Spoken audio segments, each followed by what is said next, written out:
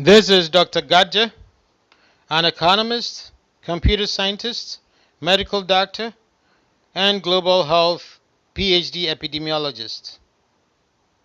I do this as a call-in to help Ghana chart a course for greatness and, in the process, help Africa along the way. There are many issues we'll be discussing on this platform, and we welcome your comments, rebukes, and questions. Today's topic. This is Gedja. In the last segment on import taxation,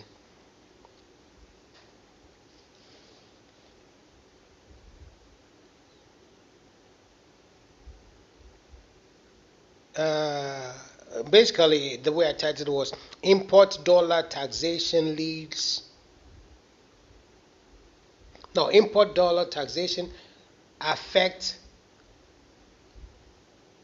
local price increases, or import dollar taxation leads to domestic price increases. Basically, that's what I want, and that's what I spoke about. How import taxation leads to price increases in the domestic economy, basically affecting us or pushing for inflation. That is one area, but I could not finish. And so I'm back here again to try to see if I can talk about the other aspects of import taxation. Now, the other aspect I want to tackle immediately is focused on what we are taking in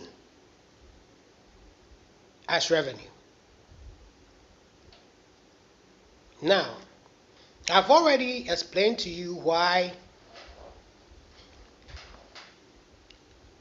import taxation dollarization is the cost or the leading indicator for domestic price increases in the Ghana economy. Now, this has not been, I've not researched this to say that, but I'm saying this from theory. I've not researched this, but I'm saying this from theory. And I believe theory supports it. The other thing I want you to look at is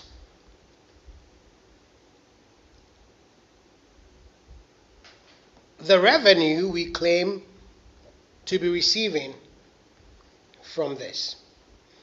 I've already mentioned to you that fiscal policies, as import taxes are, they are fiscal policies, is meant to regulate money in the economy, money supply. There are two policies or two fundamental ways to regulate money supply in an economy that you learn in economics, macroeconomics. And one of this is the monetary policies, which include bank rates and the rest. The second is taxes, fiscal policies, and you have a lot of them. So monetary policies and fiscal policies are the two main branches or two major ways to regulate money supply in an economy. So we are looking at fiscal policies as a way to do that and focusing directly on import taxation. Fiscal policies mainly is taxes, right? So we're focusing on import taxation. Now, we already dealt with the aspect of protecting local industries, which we realize is not feasible. But let me close that point by saying that when you allow the local industry, or basically your country, to have access to the goods and services that are produced in other places, which are of superior quality, the local industry realizes the competition they have on their hand, and so are able to produce, having in mind what they are competing against. So you don't have them putting out shoddy commodities. At least they will increase in their productivity, the quality of the products, because they are seeing what they are competing against. The second thing, now that was the main reason why those quotas and tariffs could not help the local industry in the first place in the past, because they were producing not knowing what the competition was doing. And so when the tariffs and the thing was taken off, they were exposed. So now let them know what the competition is doing. Instead of protecting them with tariffs, I suggest that you support them with subsidies. Somebody will say, where is the money to give them subsidies? The money is there with you. That may seem crazy to somebody. The money is there with you. If you really understand what money is for a sovereign nation,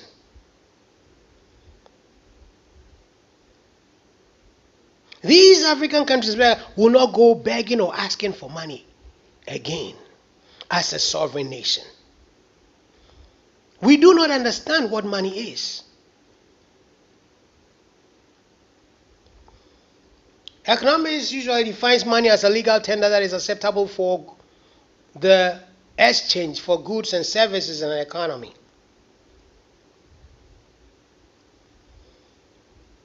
Now, if you look at it in other ways, he says money is anything that is accepted for the exchange of goods and services in an economy, which means in a sovereign country like Ghana.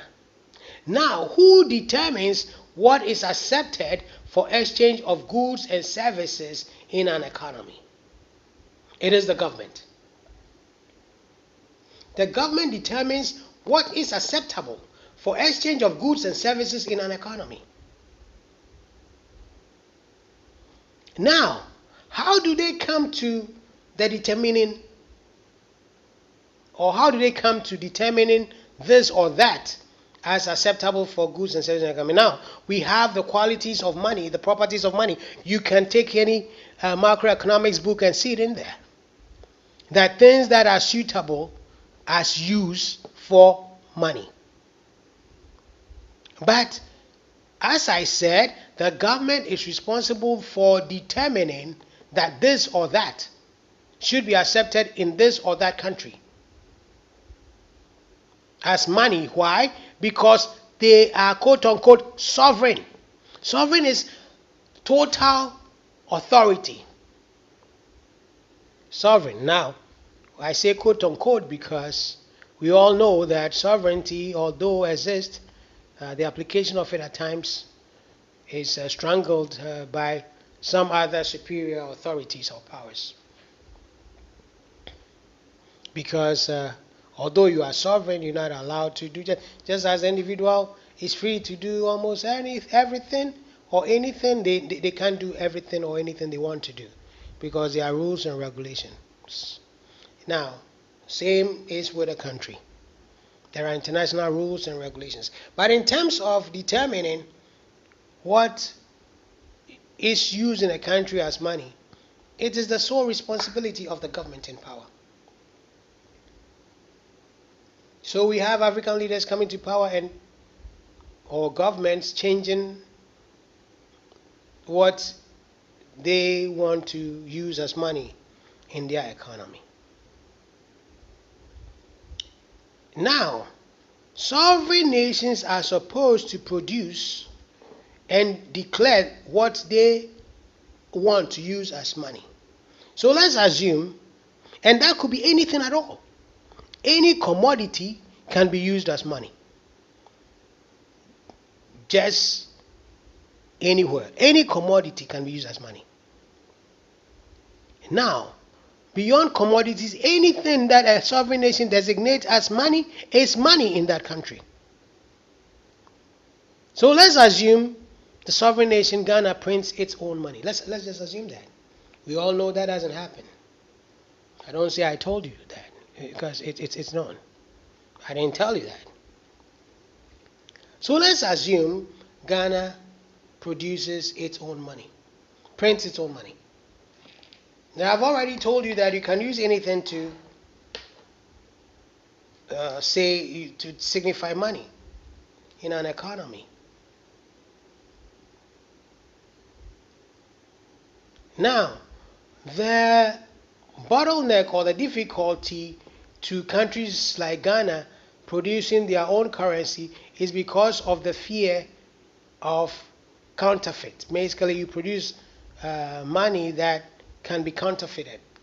Somebody can duplicate it and be in their room and be producing the same thing that you are producing.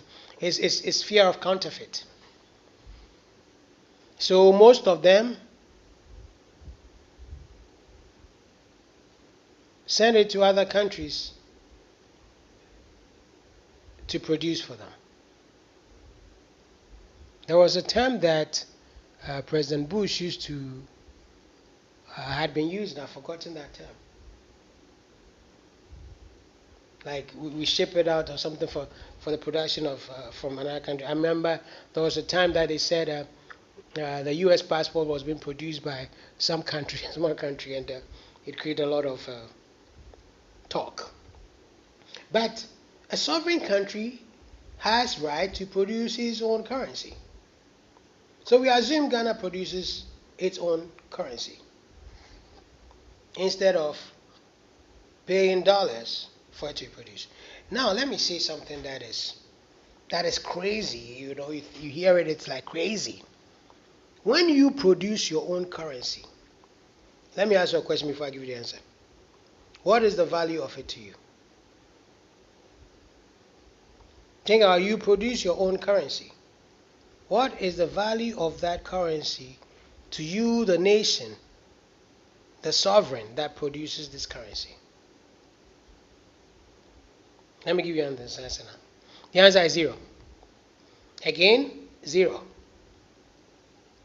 Why? Because in producing your own currency, let's say you have to go and lease a currency producing machine at say 1 million Ghana cedis, and you lease it for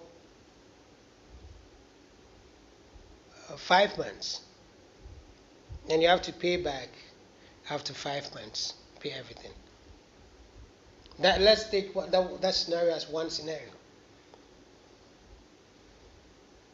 The other scenario is you purchase or you finance purchase a money printing machine for 1 million Ghana cedis. So you go into business printing the money, either in the lease situation or in the finance situation. And you print the money. You print, let's say, 10 million Ghana cedis. I told you, you got these machines for 1 million Ghana cedis. All you have to do is to take 1 million from the 10 million and pay for the machines you use to print the money. As soon as you pay that 1 million, you can continue printing another million to cover the payment you just made. So in this situation, what is the value, or how much did it cost you to produce your currency? You see, the answer is a big zero.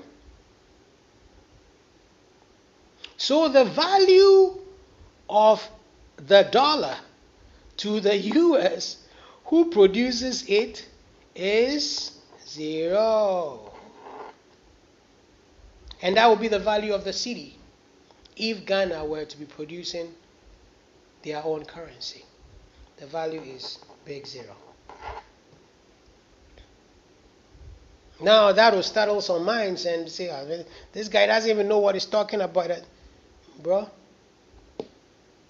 just ask us to debate this. You know, some of this knowledge I wouldn't say is out there, but it is just from pure economic analysis you find it. And for me, I will credit it to the fact that I have background in computer science, in in what? In economics and in medicine. Public health. You know, because it allows me to see things from different perspectives and be able to analyze them, I think, better. So, the value of the cedi to Ghana is 0. So when you are increasing the amount of money you take from your citizenry through import taxes and in effect making their lives much more difficult and miserable for a revenue that in actuality, in real terms, to you as a nation is 0, you are being wicked to your people. You are just being wicked to your people. Because if you wanted that money, let's say you took revenue in import taxes, 1 billion Ghana cedis, you could produce that 1 billion cedis for 0. Without making the life of your citizenry bad. Now somebody will jump and say, oh, if you produce that money, if you print money, you will destroy your economy. You will increase prices. Now look at it. The first scenario I told you already is increasing prices by having the dollar effect on the imports being a leading indicator of price increase in the whole economy. To what extent do you want to tell me that printing my own currency is going to increase prices? I said to what extent. Now, it is true that if you go and print currencies just hula baloo anyhow, you destroy your economy. There will be inflation.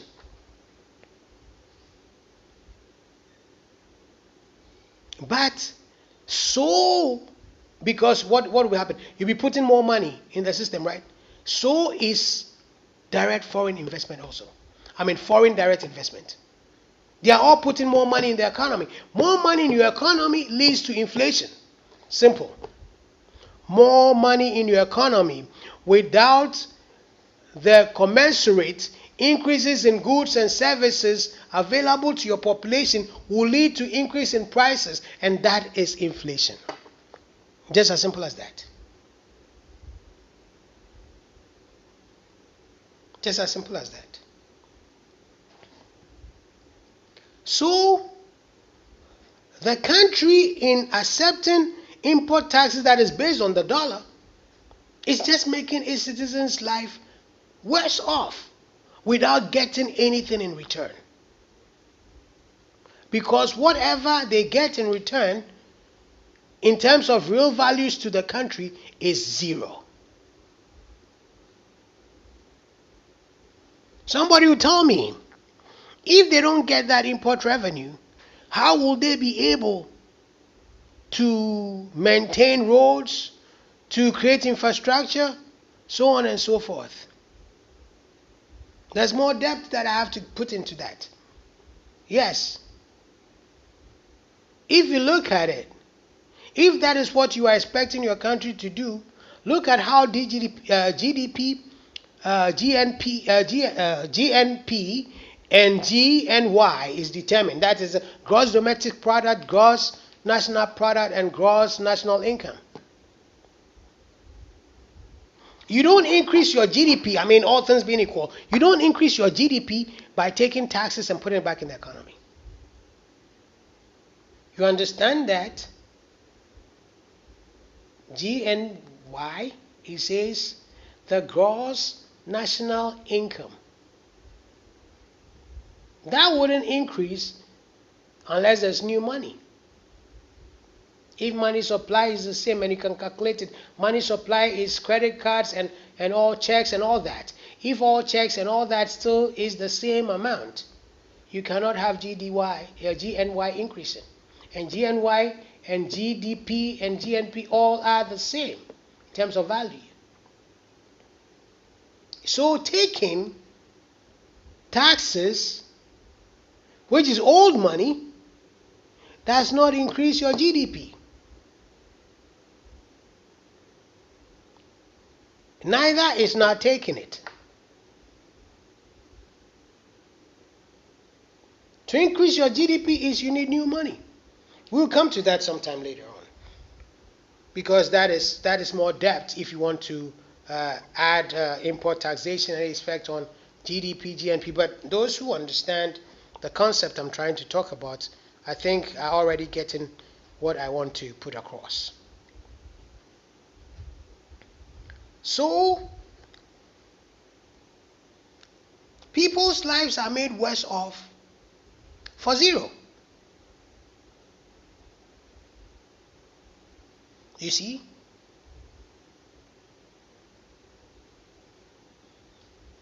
Because when they even peg the money to the dollar, they don't receive dollars, they receive cedis. And even if the country takes that cedi each time they receive it and goes to buy dollar out of the market, you realize that they are immediately reducing the availability of dollar on the market, and that could lead to further increases in the rate of the dollar in the economy. So that is another round, because they took cedis and bought dollar off the open market, increasing the price of dollar in the economy. Second round, for the need for the prices of the items that the importer bought to increase, because the importer is looking at it from this perspective. The next time I'm going to import, I will need more dollars to import. Now, he's calculating in terms of this dollars is not real actual dollars. But what he's trying to say is that I'll need more cedis to change for the dollar, because the price of the dollar has gone up in the domestic economy. And why is this so? Because the government probably took the taxes and bought dollars off the open market, increasing the demand for dollars on the open market, increase the price of dollar. So all these things interplay, leading to additional increases of local goods and services, because the imported commodity has become a leading indicator. And so anytime there is an increase in the value or in the price of dollar in the domestic economy, we see prices generally increase. And that is the inflation we have been talking about.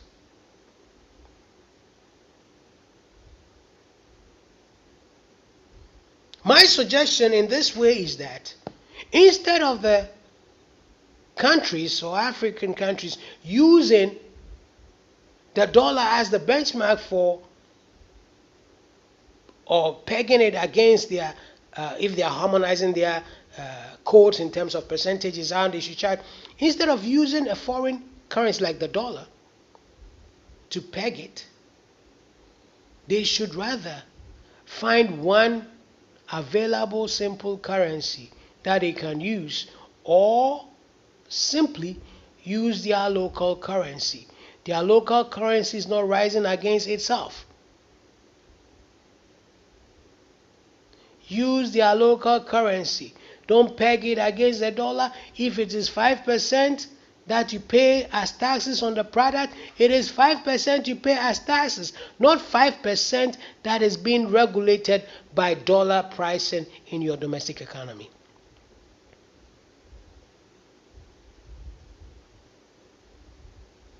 Use your own designated currency, and you will solve most of the problems whereby the imported item is a leading indicator of the prices in your country. The only time the imported item price goes up is when you increase the percentage in terms of your taxes, or the product becomes expensive outside, and that is actual real increases. That is not increases as a result of fluctuations in parity rate, currency exchange rates. That is real increases because the cost of production has increased outside, and that cost is being transferred into the cost of the product for the importer, for which you pay taxes, and the tax is the differential between the other economy and your economy. And so therefore you are not putting adverse burden on your citizens because of a mere exchange rate effect. That shouldn't be. We shouldn't be doing that. And we'll be able to improve the standards of our people tremendously. Tremendously. Because I had indicated initially that I think the job of a government is to ensure that the standard of living of its people are improved. The standard of living of its citizens are improved. But continuing in this way, we're not improving the standard of living of our people. And yet, the value we are receiving is zero. Is zero.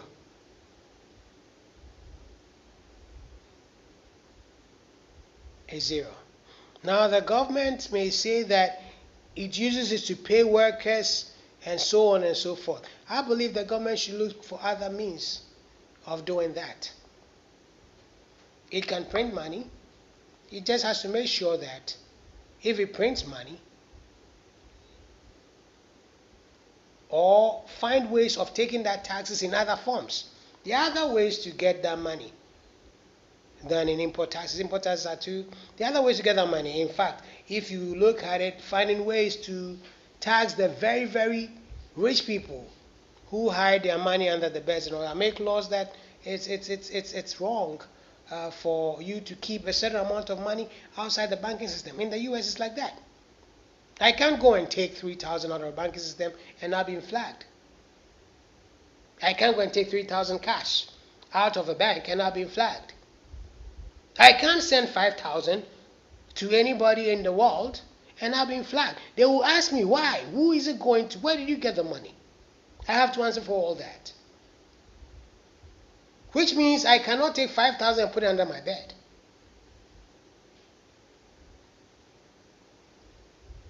And if I go and put in the banking system, they'll ask me, where did I get it from? Which means I couldn't have been hiding money under my bed and then bring it out. That is how they control money laundering. So you can't hide money and later bring it out as legitimate or good money. And that is what these countries have to do, including Ghana. So that those who hide their money will have their money perpetually hidden. Can use it. So there's no incentive for you to be stealing money. Because if you steal it, you can't use it. Perpetually hidden. Because there's a law that says you cannot keep such and such amount outside the banking system. For Ghana, I think 10,000 is okay. You can only keep about 10,000 under your bed in terms of cedis, in terms of dollars, in terms of anything. Now, one amount across board. Every other amount beyond 10,000, it should be in the banking system. So that the banks should be able to have access to money that hitherto will be under somebody's bed to finance infrastructure projects, not infrastructure projects, but businesses. Business will come and take out loans and so on and so forth. The bank will get interest. At least it will reduce the interest rate that we are paying on loans from the banks. Why? Because there's more money to go for loans, and so the price of loans, which is the interest rate you pay, comes down. And what does it benefit? More people are able to go in for money for business. And these are the things that can expand the economy. Because more people get access to credit, business ideas can successfully be implemented. Those are the need to be looked at. You see, when the government is not sucking up all the money, the banks get it, because people having excess of it will put it in the bank, even speculative. Now, that hasn't happened. What we see is another round of the government taking the money into treasury bills and the rest, and I don't know what that money is needed for. Because if the government needs money for something, the government can print it. That is, if they're producing their own currency. But when they're not producing their own currency, that is a responsibility they are checking. Let me give you one free government suggestion for working against counterfeit. You can have several currencies, denominations, several. Let's say Ghana has 5. At what time the government chooses, or let's say the Bank of Ghana controls it, the Bank of Ghana can decide to use currency green or currency A in the month of June. Next year in the month of June, maybe they use currency D. Another year at a different time, they use a different currency. Now, the guy doing counterfeit will have big trouble following you, because he doesn't know when he will change the currency. The government have these currencies there. And so you just be regulating. And at times they put in a new one. Maybe looking the same but different. The US at times puts in currencies that, like you see $20, but it has different pictures, but looks the same.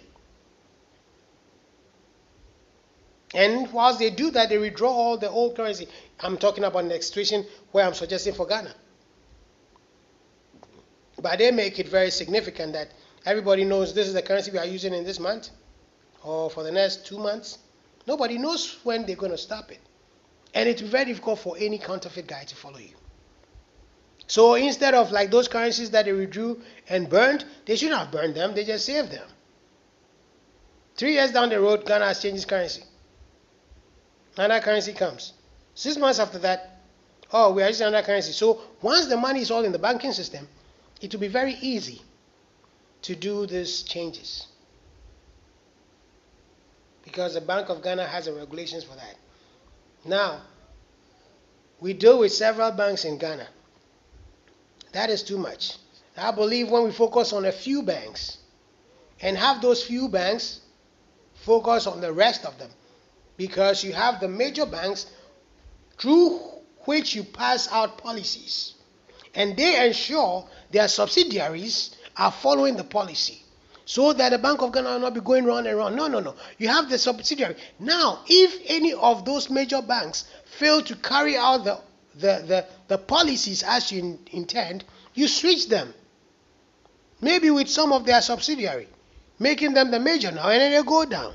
And so they will take your government serious. Because when they don't do what is expected, or their subsidiary doesn't do what is expected, you downgrade them and you leave the other guy up.